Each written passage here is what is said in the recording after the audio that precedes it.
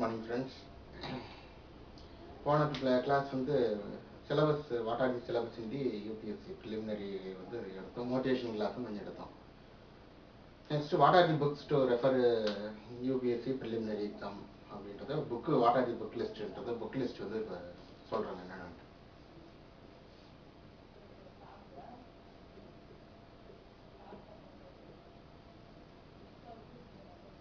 Book list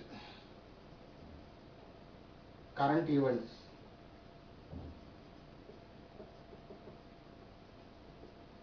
events of national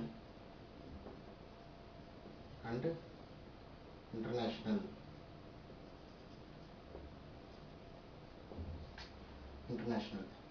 இது வந்து என்ன படிக்கலாம்? மந்த்லி ஹிந்து பேப்பர் வந்து படிச்சுக்கோங்க.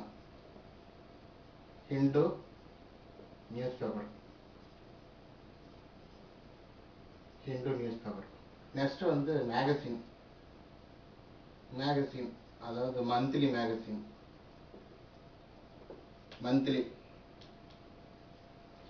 மந்த்லி மேகசின்னா பார்த்தீங்கன்னா civil service,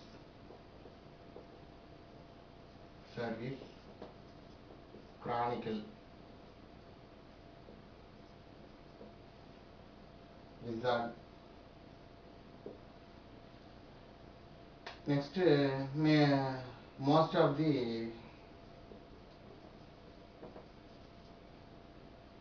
website current affairs, GK Today, Jayvin, Murnal.org,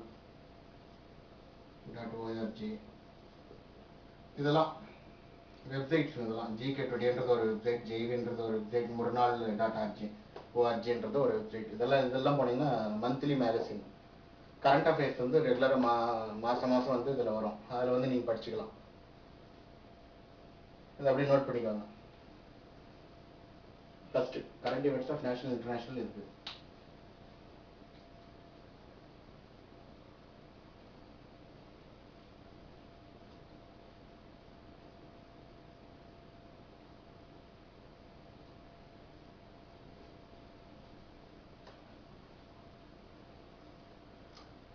current events of national international, Hindu newspaper, monthly magazine, civil service chronicle, newspaper, wizard, ஏதாவது ஒன்று, any one,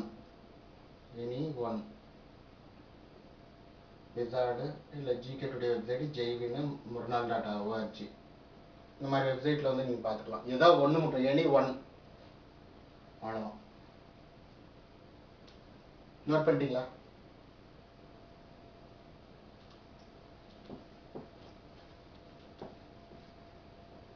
நெக்ஸ்ட் ரெண்டாவது வந்து ஹிஸ்டரி ஆஃப் இந்தியா.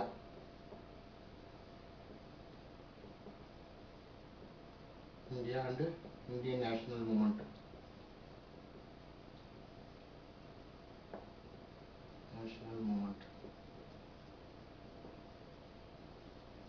இதுக்கு வந்து வாட் ஆர் தி புக்ஸ்னா 11th 12th NCERT book, books. 11th வந்து ஏன்ஷியன்ட் இந்தியா, மெடிவல் இந்தியா வந்துருங்க. 12th புக்கில் வந்து மாடர்ன் இந்தியா வந்துடும். இதுதான். இப்போ இந்த NCERT புக்கு படிக்க முடியல அப்படின்னா ஒன்றும் பண்ணாதீங்க. அதே 11th 12th state board books, Tamil Nadu சமச்சீர் கல்வின்றாங்க இல்லையா, அந்த புக்கு 11th 12th அதே சேம் தான். அது கொஞ்சம் டஃப் ஆகிற மாதிரி இப்போ கஷ்டமா இருந்துச்சுன்னா இதை வந்து இந்த புக்கு படிச்சுக்கோங்க, நீங்கள் ஈஸியாக இருக்கும். அப்படி இல்லைன்னா உங்களுக்கு இதே புக்கு தமிழ்ல இங்கே அவைலபிள் பிடிஎஃப்ல வந்து தமிழ்நாடு டெக்ஸ்ட் புக் கார்பரேஷன்ல வந்து இருக்குது. அது அப்படியே பிடிஎஃப் 11th 12th புக்கு கிடைச்சிருங்க எல்லா இடத்துலையுமே. அதை வந்து படிச்சுக்கோங்க, அது ஈஸியாக இருக்கும் படிக்கிறதுக்கு. அப்படி இங்கிலீஷில் ரொம்ப கஷ்டமா இருந்துச்சுன்னா தமிழ்லேயே படிச்சு கூட நீங்கள் தமிழில் வந்து புரிஞ்சுக்கலாம். புரிஞ்சுன்னா அதுக்கப்புறம் நீங்கள் வந்து இங்கிலீஷில் அட்டன் பண்ணலாம் preliminary. இல்லை தமிழ்லேயே அவைலபிள்னாலே தமிழில் படிச்சுக்குவாங்க, உங்களுக்கு புரியுற மாதிரி தான். நம்மளுக்கு தேவை மொத்தத்தில் புரிஞ்சுக்கணும் படிக்கிறது வந்து, இங்கிலீஷாக இருந்தாலும் சரி தமிழாக இருந்தாலும் சரி. ஏன்னா ஒன்று எக்ஸாம்லாம் வந்து யூபிஎஸ்சியை பொறுத்த வரைக்கும் யூபிஎஸ்சி அப்படின்னாவே இங்கிலீஷ் அண்டு ஹிந்தி கொஷின் வந்து ரெண்டும் வந்து இங்கிலீஷ் இல்லைன்னா ஹிந்தி ரெண்டுத்துல தான் வந்து கொஷின் வந்து எடுப்பாங்க. மற்றபடி வேற எந்த லாங்குவேஜும் கிடையாது. தமிழ்ல ப்ரிலிமினரி வந்து objective type. Preliminary objective type question.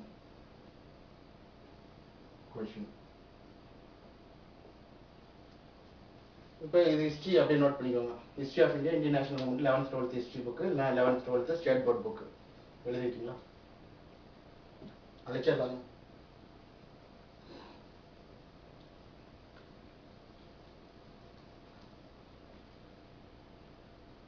Next மூணாவது வந்து இந்தியன் பாலிட்டி.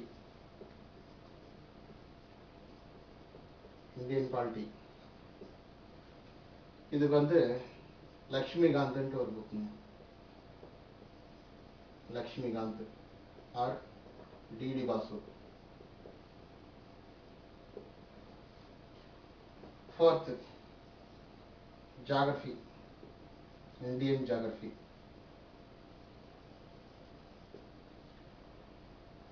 ஜாகிரபிக்கு வந்து 11th 12th என்சிஆர்டி. இது கம்பல்சரி படிச்சுதாங்க. 11th 12th என்விரான்மெண்ட் வரும், பிசிக்கல் வரும், social economic geography, human geography வரும். அதனால 11th 12th படிச்சிருங்க. அவ்வளோதான், எழுதிக்கோங்க. Indian polity Laxmikanth or D D Basu, Indian geography 11th 12th. Most of the books வந்து எல்லாமே என்சிஆர்டி புக் தாங்க மெயின் சோர்ஸே வந்து. அதுக்கப்புறம் தான் மற்றதெல்லாம். அழிச்சிடலாங்களா? Laxmikanth, D D Basu, 11th 12th geography.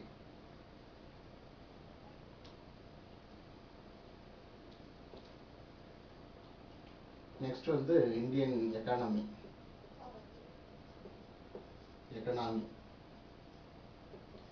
இதுக்கு வந்து பார்த்தீங்கன்னா 11th 12th ஆர் ரமேஷ் சிங்ன்றது ஒரு பப்ளிகேஷன். ரமேஷ் சிங் புக்குன்ட்டு வரும். நீங்கள் மார்க்கெட்லேயே கிடைக்கும் book Ramesh Singh.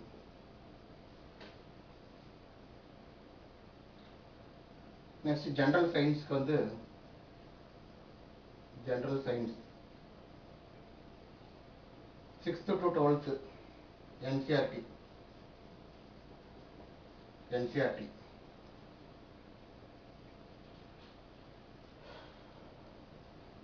Environment and ecology.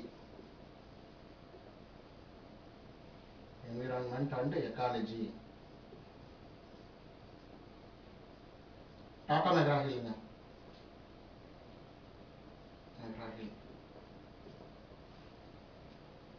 Indian economy 11th 12th or Ramesh Singh book.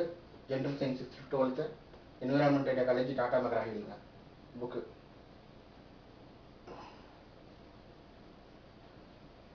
எழுதிவாங்க. இது அவ்வளோதாங்க. பேப்பர் 1 ஜென்ரல் ஸ்டடீஸ் வந்து இவ்வளோதான் புக்கு லிஸ்ட். இதை படிக்கிறது தாங்க இருக்கிறதுல கஷ்டமான வேலை. படிச்சு தான் ஆகணும். ஒரு வருஷத்துல முடிச்சிடலாம். 2008 ப்ரிலிம்ஸ்க்கு ஸ்டார்ட் பண்ணிடுவாங்க. இப்போ வந்து 2018 ப்ரிலிம்ஸ் புக் லிஸ்ட் எழுதிட்டீங்களா? நெக்ஸ்ட் வந்து பேப்பர் 2.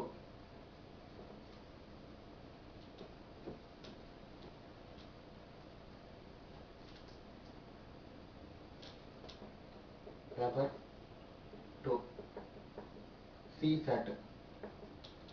இது ஒன்னே ஒன்று தாங்க. Quantitative aptitude or RS by RS Aggarwal or CSAT by Arihant publication. Arihant publication புக்குங்க. ஃபுல் சாப்டர் உங்களுக்கு அப்படியே கிடைச்சிடும் book. CSAT civil service aptitude test இப்போ அரிஹண்ட் பப்ளிகேஷன்ட்டே வந்துடும். வேற எதுவுமே தேவையில்லை, நீங்கள் அப்படியே பண்ணிக்கலாம். ஆனால் ப்ராக்டிஸ் பண்ணிங்க தான் வேணும். நம்ம சொல்றதுனாலே எல்லாரும் ஐஏஎஸ் ஆக போறது கிடையாது. நம்ம எவ்வளவுதான் கிளாஸ் எடுத்தாலையும் அவங்கவுங்க ஓன் இன்ட்ரெஸ்ட் தான். எல்லாருமே இப்போ அகாடமி கூட இருக்குது. ஒரு நிமிஷம் சொல்லிடுறேன், இது எழுதிக்கோங்க அப்படியே. அகாடமிக்கு இது அகாடமில எல்லாருமே கிளாஸ் படிக்கிறாங்க, எல்லாருமே பாஸ் ஆயிடுறாங்களா? படிக்கணும், படிச்சாதான் எல்லாருமே. அதே மாதிரியே வந்து ஒரு இது எழுதிக்கிட்டீங்களா? இது அரிகன் சி சாட்டினாவே அரிகன் பப்ளிகேஷன் மட்டும் வாங்கிக்கோங்க புக்கு. இப்போ நெக்ஸ்ட் மோட்டிவேஷனல் கிளாஸ்ங்க. இப்போ எல்லாரும் படிக்கிறாங்க, எல்லாம் படிச்சவங்க எல்லாருமே வந்துடுறாங்களா? எல்லாரும் வராங்க. இப்போ இந்த வருஷம் போய் ஜாயின் பண்றாங்க ஒரு இன்ஸ்டியூட்ல. இந்த இன்ஸ்டியூட்ல இப்போ படிச்சவங்க உடனடியாக அவங்களுக்கு அவ்வளோ சீக்கிரம் புரியுமான்னா புரியும். ஒரு சில ஆளுங்களுக்கு புரியாது. கிளாஸ் போனவங்க அத்தனை பேருமே இப்போ 60 பேர் ஒரு பேட்சுக்கு. இப்போ இந்த டிசம்பர் இப்போ ஜூன்ல ஒரு பேட்ச் போடுவாங்க. நெக்ஸ்ட் ஒரு இன்ஸ்டியூட்ல வந்து டிசம்பர் பேட்ச் வந்து போடுவாங்க. இது இந்த இன்ஸ்டியூட்ல எந்த இன்ஸ்டியூட் போனாலும் இதே தான், சேம் பிரின்சிபல் தான். 3 மாசத்துக்கு ஒரு பேட்ச் போட்டுருவாங்க. கடைசியா June batch 1, December batch 1, next பக்கம் நெருங்கும் போது ஒரு பேட்ச். இது யூபிஎஸ்சிக்கு நான் சொல்றது. யூபிஎஸ்சி என்ன பண்ணுவாங்க, டிசம்பர்ல ஒரு பேட்ச் போடுவாங்க, 6 மாசம் பேட்ச். டிசம்பர், ஜனவரி, பிப்ரவரி, மார்ச், ஏப்ரல், மே மாதம். அது முடிஞ்சு கரெக்டாக ஜூன்ல வர மாதிரி எக்ஸாம் பண்ணிடுவாங்க. அப்போ 6 மாசம் கிளாஸ் வந்து நடத்துவாங்க. அப்போ வந்து அவங்க கிளாஸ் போகும்போதே ஃபுல்லாகவே அந்த 6 மாசத்துலேயே படிச்சிருவாங்களா? முடியுமா? முடியும். ப்ரிலிமினரி பாஸ் பண்ணுவாங்க. மெயின்ஸ்க்கு உட்காருவாங்களா? மெயின்ஸ் போய் ஒரு சில ஆளு இதில் வந்து பாஸ் ஆகி போகிறவங்க போவாங்க. அதே மாதிரி நான் ஃபர்ஸ்ட் அட்டம்ப்டே கொடுத்து கிளியர் பண்ணிட்டேன். ஃபர்ஸ்ட் அட்டம்ப்ட் கொடுப்பாங்க, ஃபர்ஸ்ட் அட்டம்ப்ட்லேயே வருவாங்கன்னு சொல்லுவாங்க. நான் இது பண்ணுறதுக்கு டிமோட்டிவேட்லாம் கிடையாது, மோட்டிவேட் பண்ணுறதுக்கே கிளாஸ் சொல்கிறேன். மோட்டிவேஷனில் எப்படி ஃபர்ஸ்ட் அட்டம்ப்ட்னுவாங்க. நிறைய பேர் எங்களோட ஃப்ரெண்ட்ஸுங்க வந்தவங்களே சொன்னாங்க, என்னங்க அந்த டைம்லாம் எப்படி நான் எக்ஸாம்லாம் கஷ்டமாகிற மாதிரி தெரியுது அப்படின்னா, என்னங்க படிக்காத மாதிரியே தெரியுது அப்படின்னா, நான் இந்த அட்டம்ப்டே கொடுக்க மாட்டேங்க. ஒரு வருஷம் இப்போ கிளாஸ் வந்தாச்சு, நம்ம எப்படி புக்கு படிக்கணும் என்னென்னன்றதெல்லாம் தெரிஞ்சுக்கிட்டோம். இனி அடுத்த வருஷம் தான் வந்து நம்ம அட்டம்ப்டே கொடுப்பேன். இந்த அட்டம்ப்ட் கொடுத்து போயிடுச்சுன்னா வேஸ்ட்டு, ஃபர்ஸ்ட் அட்டம்ப்டே போயிடுச்சே அப்படின்னாங்க. தெரியுதோ தெரியலையோ அது வேற விஷயம். படிச்சிருக்கிறது எவ்வளோ படிச்சுக்கிறோமோ அதை வந்து போய் அட்டென்ட் பண்ணிட்டு வரணும் ஃபர்ஸ்ட். அது அந்த வேலையை வந்து ஃபர்ஸ்ட் பண்ணணும். அதே மாதிரி தான் இன்ஜினியரிங்ல இந்த வேலையை பண்ணுவாங்க. நிறைய பேர் என்ன பண்ணுவாங்க, அரியருக்கு வந்து கிளாஸ் போவாங்க, எக்ஸாம் போகணும், போக மாட்டாங்க பசங்க. ஃப்ரெண்ட்ஸுங்க எல்லாமே என்ன பண்ணுவாங்க, பசங்க ஜூனியர் கட்ட நான் போய் எழுதட்டுமா? ஏன் எழுதுனா என்ன தப்பு? நீ பண்ண தப்பு பண்ணிட்ட, எக்ஸாம் எழுத முடியல, எழுதி நீ அரியரை வச்சுட்ட. அவன் கூட போய் உட்காந்து எழுதுறது இல்லை. அவன் கரண்ட் பேப்பர் எழுதுறான், நீ அரியர் பேப்பர் எழுதுற. எழுதி தான் நான் ஒவ்வொன்றாச்சும் எழுதி கிளியர் பண்ணுமா இல்லையா? ஒருத்தன் என்ன பண்ணிட்டான், ஃப்ரெண்ட்ஸு ஃபுல்லாக வச்சு அட்டம்ப்ட் வச்சுட்டான். 18 பேப்பர், 9 பேப்பர், 10 பேப்பர் வச்சாச்சு. அரியர் நான் அவங்க கிட்ட போய் எழுதுறதானே எழுதாம இருந்துட்டோம். அதாவது நீ போய் அட்டன் பண்ணியிருந்தா கூட ஒவ்வொரு பேப்பராக தட்டியிருந்தா கூட கிளியர் பண்ணிருக்கலாம். என் பேரெல்லாம் நான் யாரும் சொல்ல விரும்பலைங்க, இது சொல்கிறேன். அது மாதிரி வந்து போய் ஐஏஎஸ் ப்ரிலிம்ஸ் இப்போ நிறைய சீனியர்கள்லாம் இது மாதிரி நடந்துருக்குது. அதனால வந்து அட்டம்ப்ட் கொடுத்துடணும் ஃபர்ஸ்ட். பேப்பர் நீ தெரியுதோ தெரியல, படிச்ச வரைக்கும் போய் அட்டம்ப்ட் கொடு, எவ்வளோ மார்க் வருதுன்னு பார்த்துக்கணும். அதுக்கு அடுத்தது இந்த தப்பு என்னென்ன பண்ணிக்கிறேன்றது அடுத்த எக்ஸாம் கிளியர் பண்ணிடலாம். அப்போ வந்து படிக்கணும் ஃபர்ஸ்ட், எவ்வளோ வரைக்கும் படிச்சுக்கிறோமோ அட்டம்ப்ட் கொடுத்துடணும். அதே மாதிரி தான் இப்போ அட்டம்ப்ட் சீனியராக இப்போ கிளியர் ஆகி வந்தவங்க கூட நான் 2 அட்டம், ஃபர்ஸ்ட் ஒரு அட்டம் கொடுத்தேன், 2வது ஒரு அட்டம் கொடுத்தேன், 3வது கொடுத்தேன், 4வது டைம் நான் வந்தேன் அப்படின்னா. அதாவது என்னது கஜினி முகமது வந்து 18 முறை படையெடுத்தாருங்க. அப்படி 18 முறை படை எடுத்ததுக்கு அப்புறம் தான் வெற்றி கண்டாருன்றது வருது. அந்த மாதிரி வந்து நம்ம படை எடுத்துனுமே இருக்கணும், நம்ம முயற்சி பண்ணினுமே இருக்கணும். அது மாதிரி தான். அதே மாதிரி இதில் வந்து சரி ஐஏஎஸ்ல நாங்கள் எக்ஸாம் எழுதுறோம், 10th எவ்வளோ மார்க் எடுக்கணும், +2 எவ்வளோ மார்க் எடுக்கணும், டிகிரியில் நான் எவ்வளோ எழுதணும், ஃபர்ஸ்ட் கிளாஸா செகண்ட் கிளாஸா டிஸ்டிங்ஷனா ஆனாரா அப்படின்ட்டு என்ன எடுத்து என்ன பண்ண போறீங்க? இது அழிச்சாரு ஒரு நிமிஷம்.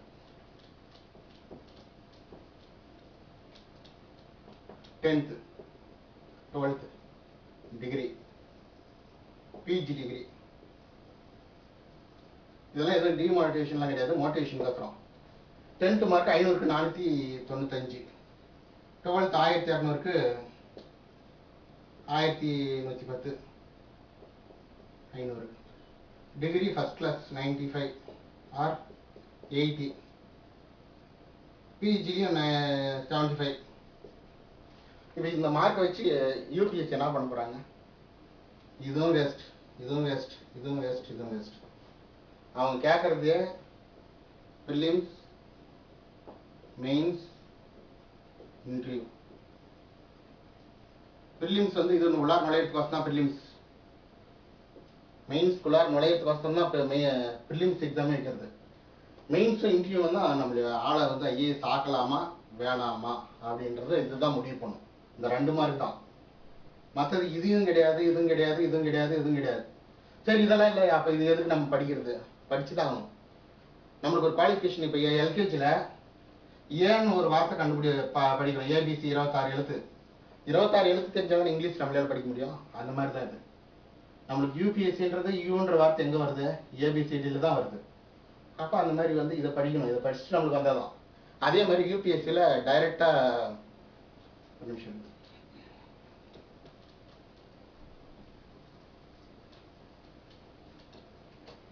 யூபிஎஸ்சியில் எப்படி டிகிரி முடிக்கணும், என்ன குவாலிஃபிகேஷன் அப்படின்லாம் சில பேர் தெரியாதுக்கிறாங்க. யூபிஎஸ்சியில் நீங்கள் 1ஆவதுலேருந்து +2 வரைக்கும் படிக்கலாம் கூட பரவாயில்ல. 1 to 12th படிக்கலாம் கூட பரவாயில்ல. டைரெக்டாக ஓப்பன் யூனிவர்சிட்டி டிகிரி அப்ளை பண்ணி எக்ஸாம் டிகிரியில் டிகிரி சர்டிஃபிகேட் அப்ளை பண்ணி பாஸ் ஆகிட்டீங்கன்னா டைரெக்டாக நீங்கள் அப்ளை பண்ணலாம் யூபிஎஸ்சி எக்ஸாம். அவங்களுக்கு தேவை ப்ரிலிமினரி, மெயின், இன்டர்வியூ. ப்ரிலிமினரி இது கேட்வே உள்ளார ஒரு நுழையத்துக்கு. இந்த 2 மார்க் தான் உங்களுக்கு இது மெயின்ஸ், இன்டர்வியூ தான். ஓப்பன் யூனிவர்சிட்டி ஆகட்டும், எந்த யூனிவர்சிட்டி ஆகட்டும், கரஸில் படி நீங்கள் எதுலேயே பண்ணிச்சுக்கோ. எல்லாமே யூஜிசி தான். யூஜிசினா யூனிவர்சிட்டி கிராண்ட் கமிஷன். டிகிரி நம்மளுக்கு கொடுக்கறது வந்து இவங்க தான். ஒவ்வொரு இதுக்கும் தனித்தனியாக பிரிக்கிறோம். ஆல் இண்டியா டெக்னிக்கல் கவுன்சில் வந்து இன்ஜினியரிங்கு, ஆல் இண்டியா மெடிக்கல் கவுன்சில் மெடிக்கலுக்கு, ஆல் இண்டியா இது வந்து ஒவ்வொன்றுக்கும். இப்போ ஓப்பன் யூனிவர்சிட்டி வந்து இவங்க தான் ரெக்கமெண்ட் கிராண்ட் கமிஷன். இந்த ஆணையம் தான் வந்து இவங்களுக்கு எல்லாருக்குமே டிகிரி வந்து அப்ளை பண்ணி கொடுக்க சொல்லுவோம். அப்போ வந்து இவங்க ஓப்பன் யூனிவர்சிட்டி அந்த டிகிரி ஓகே அவ்வளோதான். நீ 1 to 12th படிக்க தேவையில்லை. அதை வந்து இந்த மெயின்ஸ் டிகிரி வாங்கி இதை படிச்சுட்டா சரி. மெயின்ஸ், ப்ரிலிம்ஸ், மெயின்ஸ், இன்டர்வியூ இதில் மார்க் எடுத்தால் நீங்கள் இஎஸ் டைரெக்டாக 1ஆவதுலேருந்து 12வது படிக்க தேவையில்லை. ஆனால் இதில் படித்தா தானே அவங்களுக்கு ஏதாவது கொஞ்ச நாலேஜ் தெரியும். இது இருக்குது, இந்த மாதிரி ஆப்ஷன் இருக்குது. ஆனால் ஆளுகளுக்கு என்ன நினைப்பாங்க, 10th மார்க் எவ்வளோ, 12th மார்க் எவ்வளோ, இவ்வளோ இருந்தால் தான் அவங்களால படிக்க முடியுமாங்க. அதெல்லாம் தேவையில்லை. ஒன்றும் 10th 12th மார்க்லாம் தேவையில்லை. Degree first class, second class, third கிளாஸ்லாம் தேவையில்லை. நீங்கள் டிகிரி வச்சுருந்தா சரி.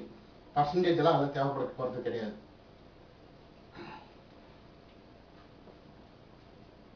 அவ்வளோதாங்க. வேறு ஏதாவது டவுட்ஸ் இருந்தால் இதில் வந்து கொடுங்க. ஏன்னா புக் லிஸ்ட்டும் சொல்லியாச்சு. யூபிஎஸ்சி ப்ரிலிமினரி படிக்கிறது ரெகுலராக கிளாஸ் வந்து எடுக்கிறோம். ப்ளஸ் வந்து இதோட டிஎன்பிசி எப்படின்றதும் கொஞ்சம் சொல்கிறோம். 2 ரிலேட் பண்ணி படிச்சிடலாம். எப்படி படிக்கலாம், குரூப் 1 படிக்கலாம், ஐஏஎஸ்க்கும் படிச்சுக்கலாம் அப்படின்றது தனி கிளாஸ் ஒரு கிளாஸ் போடுறோம். இப்போ இந்த வீடியோ புக் லிஸ்ட் எப்படி இருக்குதுன்றது இந்த வீடியோவில் பார்த்துட்டு கமெண்ட் பண்ணுங்கள். பிடிக்குதா எப்படின்றது, இன்னும் வேறு என்ன கிளாஸ் எடுக்கலாம் அப்படின்றது நீங்கள் சொல்லுங்கள். Okay, thank you.